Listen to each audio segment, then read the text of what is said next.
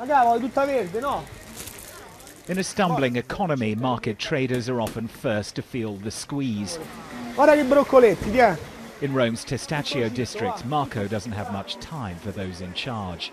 Che non rubano I soldi. I'd like them to stop stealing our money so that we can be done with paying for the damage they cause. It's a common refrain in debt-laden Italy. It's been in recession for a year and a half. Unemployment tops 11%. The recipe cooked up by the current Prime Minister Mario Monti has been economic reforms and budget cuts, austerity. And while that may have gone down well in Brussels, it hasn't been popular with the Italian people. In despair, polls suggest up to a fifth of voters have abandoned the mainstream parties in favour of the anti-austerity, anti-corruption five-star movement, led by comedian Beppe Grillo, who had this warning for the ruling class.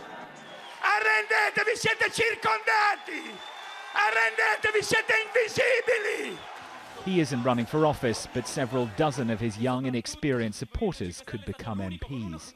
What's going to happen once you have 70 people sitting in parliament, young people with no previous experience, and the leader who has got them elected is not even there to control them?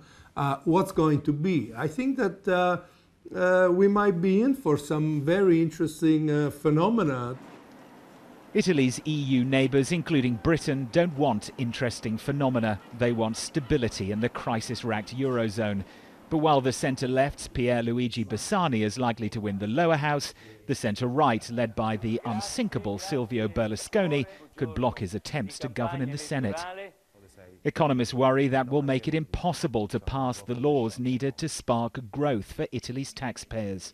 When they realize that there's not going to be a strong government able to do that, they're going to realize that the taxes they are paying, the increase in taxes they have been subject to in the last few years are not going to be temporary, they're going to be permanent.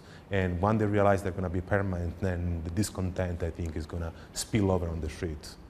Political paralysis in the Eurozone's third largest economy would hamper efforts to stabilise the euro, with knock-on effects for Britain. This election could harvest more problems than it solves.